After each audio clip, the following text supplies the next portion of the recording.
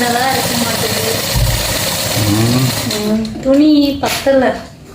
அப்படி இல்லை, உனக்கே தைச்சி பழக்கப்படுத்தாது, எல்லாத்துக்கும் தைச்சி கொடுத்து பழக்கப்படுத்து.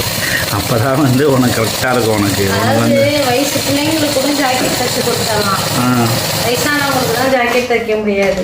ஏன்? அவங்க தான் இங்கே இருக்கு, இப்படி இருக்கு, அப்படி இருக்குன்னு. உங்க ஆயாவுக்கு ஆல்ரெடி தைச்சி கொடுத்துருக்கியா?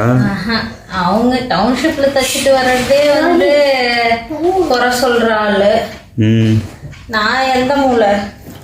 ஓ, நீ தான் பெரிய டைலர் ஆகிட்டிய. அப்படியெல்லாம் இல்லை, யார் சொன்னது உங்களுக்கு? இனிமேல் உனக்கு பார்ட் டைம் ஜாப் இதுதான். வீட்டில் எப்பப்பெல்லாம் ஃப்ரீயாக இருக்க அப்பப்பெல்லாம் ட்ரெஸ் தைக்க வேணாம். இனிமேல் துவாரகேஷுக்கு ரக்ஷன்லாம் ட்ரெஸ்ஸை தைக்க கற்றுக்கோ. அவன் வந்து தைச்சி கொடுக்கணும்ல. எவ்வளோ கஷ்டமான வேலை தெரியுமா? என்ன சொல்கிற? இது ப்ளவுஸ் தைக்கிறதோட சட்டை தைக்கிறது கஷ்டமா? பொதுவாக துணி தைக்கிறதே கஷ்டம்ன்றான். அதெல்லாம் கரெக்டாக 1 இன்ச்சு அளவு மாறினாலும் ப்ளவுஸே வீணாயிடும். ஓ அப்படியா? சரி சரி சரி.